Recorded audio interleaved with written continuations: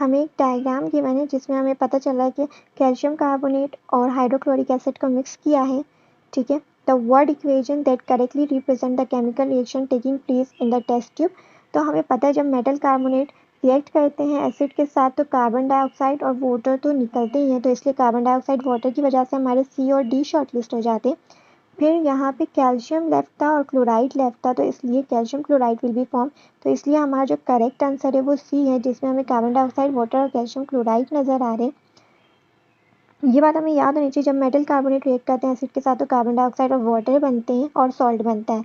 तो given options की वजह से हमने पहचाना, आसान हो गया था हमारे लिए। जिन्होंने कैल्शियम हाइड्रोक्साइड यहाँ पे डाला हुआ है, ठीक है, ये प्रोडक्ट में बन नहीं रहा, हमसे इक्वेशन पूछी थी, तो कंफ्यूज नहीं होना है। डी इसका सही आंसर नहीं है, करेक्ट आंसर इसका सी है। A physiologist took a blood sample from a diabetic patient and examined the composition and the amount of each component present in the sample using different techniques and instrument। तो इसके keywords हैं, different techniques को use किया है और examine किया है composition. तो इसका करेक्ट आंसर है एनालिटिकल केमिस्ट्री।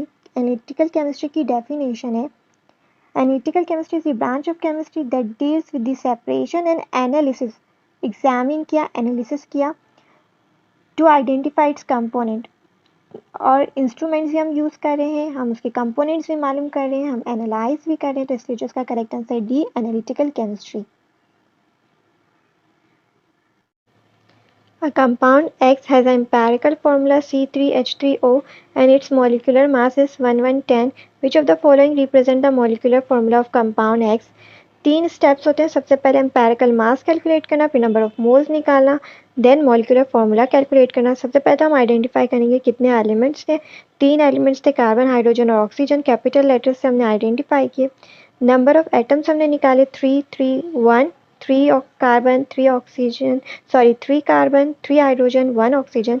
फिर मोलर मासेस हमें याद होते हैं, हमने फिर उनको मल्टीप्लाई कर लिया नंबर ऑफ एटम को मोलर मासेस से, फिर उन सबको ऐड किया तो हमारे पास एम्पेरिकल मास आ गया। नंबर ऑफ मोल्स मालूम करने के लिए मॉलिक्यूलर मास को हम डिवाइड करते हैं एम्पेरिकल मास से, जिससे हमें वैल्यू 2 मिल गई है। जस्ट हमें नंबर ऑफ मोल्स मिल गया, हमने उसको एम्पेरिकल फार्मूला से मल्टीप्लाई किया, हमें हमारा डिजायर आंसर मिल गया, दैट इज सी।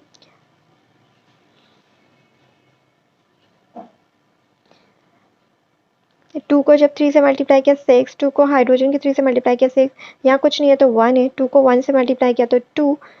और ये बहुत इजी था। सबसे पहले हमने एम्पेरिकल मास निकाला, फिर नंबर ऑफ मोल्स कैलकुलेट किए, नंबर ऑफ मोल्स कैलकुलेट करने के बाद मॉलिक्यूलर फॉर्मूला। 3 स्टेप्स हैं, अब होपफुली आपको समझ में आ गया होगा।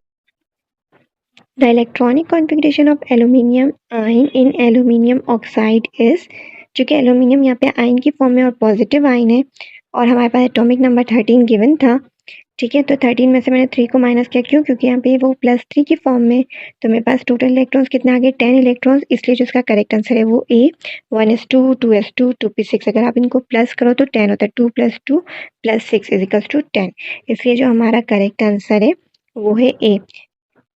Next question, which of the following statement is true about Bohr's atomic model?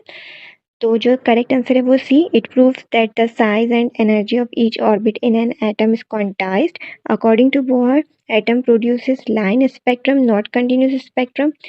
Plum pudding model को रदरफोर्ड ने ही इनकरेक्ट साबित कर दिया था, तो प्रूव नहीं हुआ। और उसने ये भी नहीं कहा था कि electron emits radiation when revolving around the nucleus. तो इसलिए जो इसका करेक्ट आंसर है वो है C. Next question, how many subshells are present in an L shell? 2 subshells मौजूद होते हैं, जैसे कि एस एंड पी। एस और पी सबशेल्स मौजूद होते हैं एल शेल में, इसलिए जो इसका करेक्ट आंसर है वो है B, that is 2। Which of the following 2 elements react to form a covalent bond? Barium, potassium और सोडियम, ये तीनों जो है ना ग्रुप 1 और ग्रुप 2 के एलिमेंट्स हैं। ग्रुप 1 और ग्रुप 2 के एलिमेंट्स मेटल्स होते हैं और they have the tendency to lose their valence electron. तो ये यूजुअली क्या बनाते हैं? आयनिक बॉन्ड्स बनाते हैं। इसलिए जो हमारा इसका करेक्ट आंसर है वो H and S है। हाइड्रोजन सल्फाइड हमें पता है वो पोलर कोवलेंट बॉन्ड की एग्जाम्पल है, इसलिए जो इसका करेक्ट आंसर है वो है सी। Which of the above mentioned elements form cations? We know group 1, group 2 और ग्रुप 13 के जो एलिमेंट्स होते हैं वो कैटाइंस बनाते हैं, इलेक्ट्रॉन लूज करके पॉजिटिवली चार्ज आइंस बनाते हैं, दैट इज बेरिलियम। ग्रुप 2 से बिलोंग करता है एल्यूमिनियम ग्रुप 13 से, इसलिए जो इसका करेक्ट आंसर है वो है 3 and 4, that is B. Fluorine group 17 से बिलोंग करता है, एनाइन फॉर्म करता है। सल्फर ग्रुप 16 से एनाइन फॉर्म करता है। नाइट्रोजन ग्रुप 15 से वो भी एनाइन बनाता है। आर्गन नोबल गैस है, इसलिए 3 और 4 वो एलिमेंट्स थे जो कैटाइन बनाते हैं, इसलिए जो इसका करेक्ट आंसर है वो है B, that is 3 and 4। Next question, which of the following compound shows hydrogen bonding? इसका जो करेक्ट आंसर है वो डी है। क्यों? क्योंकि इसमें हमें ऑक्सीजन नजर आ रहा है अलॉन्ग विथ हाइड्रोजन, इसलिए जो इसका करेक्ट आंसर है डी। नाइट्रोजन, ऑक्सीजन या फ्लोरीन में से अगर किसी का भी एटम हमें नजर आता है मॉलिक्यूल में अलॉन्ग विथ हाइड्रोजन, तो वहाँ हमें हाइड्रोजन बॉन्डिंग मिलती है। क्यों? क्योंकि ये बहुत ज़्यादा इलेक्ट्रोनेगेटिव एलिमेंट्स हैं, ठीक है, और हाइड्रोजन जो है ना इलेक्ट्रोपॉजिटिव है। The small size and high partial positive charge on hydrogen atom enable it to attract highly electronegative nitrogen, oxygen or fluorine atom of the other molecule. So the partially charged hydrogen atom of one molecule attract and form a bond with the partially negatively charged atom of other molecule. The bonding is called hydrogen bonding. ठीक है, इसलिए जो इसका correct answer है वो है D. In modern periodic table, the elements are arranged according to increasing atomic number, जो कि हमारा periodic law भी है कि elements क्या होते हैं increasing atomic number में arrange होते हैं, मीन्स 1 के बाद 2 आएगा, जैसे 1 hydrogen, second helium, third lithium, fourth beryllium, means increasing atomic number की से अरेंज होते हैं मॉडर्न पीरियोडिक टेबल में एलिमेंट्स, तो इसलिए जो इसका करेक्ट आंसर है वो है C. Next question, x is equals to 1s2, 2s2, 2p6, 3s2, 3p6, 4s2. According to given electronic configuration, the element x belongs to which group and period of the modern periodic table? Valence shell क्या है 4s2, तो इसलिए हमारा period क्या है 4, और ns2 किस group की इलेक्ट्रॉनिक कॉन्फ़िगरेशन होती है 2a की, इसलिए जो इसका करेक्ट आंसर है वो C, that is period 4 group 2a या group 2। Next question, an oxygen atom is similar to an atom of sulfur because they both have the same number of valence electron। क्यों? दोनों group 16 से belong करते हैं या group 6 से belong करते हैं और दोनों के पास 6 वैलेंस इलेक्ट्रॉन होते हैं, इसीलिए ये एक दूसरे से सिमिलर है। At constant temperature, if the volume of a gas in a container is reduced to half, then the pressure on the gas will। Robert Boyle's ने ये लॉ दिया था या ऑब्जर्व किया था, volume of a given mass of a gas is inversely proportional to its pressure provided the temperature remains constant. तो volume और pressure क्या है, एक दूसरे के इनवर्सली प्रोपोर्शनल है, एक अगर रिड्यूस होगा तो दूसरा क्या होगा, इंक्रीज हो जाएगा। यहाँ पे कह रहे हैं वॉल्यूम क्या हो रहा है, रिड्यूस हो रहा है, तो प्रेशर क्या हो जाएगा, डबल हो जाएगा, तो इसलिए जो इसका करेक्ट आंसर है वो क्या है, ए है। बाकी सारे ऑप्शन में क्या है, रिड्यूस हो रहा है, वो तो पॉसिबल नहीं है क्योंकि दोनों एक दूसरे के इन्वर्सली प्रोपोर्शनल है, तो अगर वॉल्यूम रिड्यूस हो रहा है तो प्रेशर तो रिड्यूस हो ही नहीं सकता था, इंक्रीज होगा, ना ही सेम रहेगा, तो इसलिए हमारा करेक्ट आंसर है A, that is pressure on the gas will be doubled because the volume is reduced to half. Next question, liquids can be converted into solids by decreasing kinetic energy of the molecules। इसका correct answer है, इसको मैं और अच्छे से next slide में explain करती हूँ। जब हम गैस मॉलिक्यूल्स की काइनेटिक एनर्जी को डिक्रीज करते हैं तो वो लिक्विड्स में कन्वर्ट हो जाते हैं, और जब हम लिक्विड की काइनेटिक एनर्जी को कन्वर्ट करते हैं तो वो सॉलिड्स में कन्वर्ट हो जाते हैं, और जब हम सॉलिड को एनर्जी देते हैं या उनकी काइनेटिक एनर्जी इंक्रीज करते हैं तो वो लिक्विड्स में कन्वर्ट हो जाते हैं, और जब हम लिक्विड की काइनेटिक एनर्जी को इंक्रीज करते हैं या उसमें एनर्जी डालते हैं तो वो गैसेस में कन्वर्ट हो जाते हैं। क्योंकि यहाँ पे हमें लिक्विड को सॉलिड में कन्वर्ट करना था, मीन्स हमें यहाँ जाना था, तो ये कैसे हो रहा है, by decreasing their kinetic energy को, ठीक है। इंक्रीजिंग कोलिजन और इंक्रीजिंग वॉल्यूम से लिक्विड कभी भी कन्वर्ट नहीं होगा सॉलिड्स में, ठीक है, और डिक्रीजिंग फोर्स ऑफ अट्रैक्शन से लिक्विड गैस में कन्वर्ट होगा, क्योंकि आपको पता है सबसे कम फोर्स ऑफ अट्रैक्शन किसमें होती है, गैसेस में, वो सॉलिड में कन्वर्ट नहीं होगा, तो इसलिए जो हमारा करेक्ट ऑप्शन था वो बी था, that is by decreasing kinetic energy of molecules, B is the correct answer. Next question, the picture shows gas formation around snow-capped mountains. This formation of gas occurs through the process of snow capped mountains mean solid होते हैं, आपको पता है बर्फ solid है। Snow capped है, solid convert हो रही है गैस में, तो कौन सा प्रोसेस है जिसमें सॉलिड कन्वर्ट हो रहा होता है गैस में? सी, सब्लिमेशन। इसका करेक्ट आंसर क्या है? C, that is sublimation. Evaporation में आपको पता है क्या होता है? लिक्विड कन्वर्ट हो रहा होता है गैस में। कंडेंसेशन में गैस कन्वर्ट हो रही होती है लिक्विड में। यहाँ क्या था? सॉलिड कन्वर्ट हो रहा था गैस में, इसलिए हमारा करेक्ट आंसर है C, that is sublimation. Next question, a scientist prepared sugar solution in sequence as shown below. He started dissolving sugar at room temperature and then raised the temperature to dissolve an excess amount. The solution was then cooled to a temperature where the scientist observed crystal formation. The solution Z, which favored the formation of crystal, is said to be A/N, means कि ये क्या है? मोर concentrated है then saturated solution, तो इसका correct answer है D, that is it is an super saturated solution. The solution that is more concentrated than a saturated solution is known as supersaturated solution.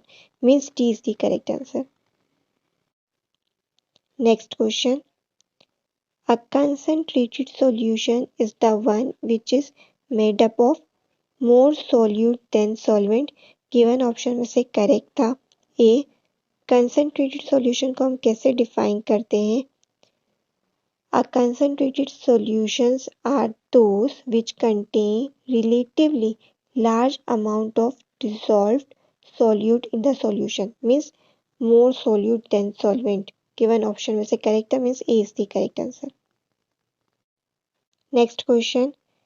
Which of the following predictions is wrong about the solubility of substance X in substance Y? Wrong prediction है option D, that is paint and kerosene oil insoluble नहीं होते, soluble होते हैं. D incorrect था. Paint भी non polar है और kerosene oil भी नॉन पोलर है, तो इन दोनों को क्या होना चाहिए? सॉल्यूबल होना चाहिए. बाकी सारे ऑप्शंस करेक्ट है. टोलिन और बेंजीन दोनों क्या है? नॉन पोलर है. Non polar substance dissolve in non polar solvent, means soluble correct है. सोडियम क्लोराइड आयनिक कंपाउंड है जो वाटर में डिजॉल्व हो जाता है, सॉल्यूबल करेक्ट है. ग्रीस नॉन पोलर है, वाटर पोलर है, नॉट सॉल्यूबल, मीन्स सी भी करेक्ट था. तो जो इनकरेक्ट ऑप्शन था वो था डी, दैट इज पेंट और केरोसिन ऑयल को सॉल्यूबल होना चाहिए और यहाँ पे लिखा है insoluble, means D is the correct. हमें एक इक्वेशन गिवन है. The oxidation state of chlorine gas in the given equation changes from, means हमें मालूम करना है क्लोरीन गैस का ऑक्सीडेशन स्टेट किस में चेंज हो रहा है.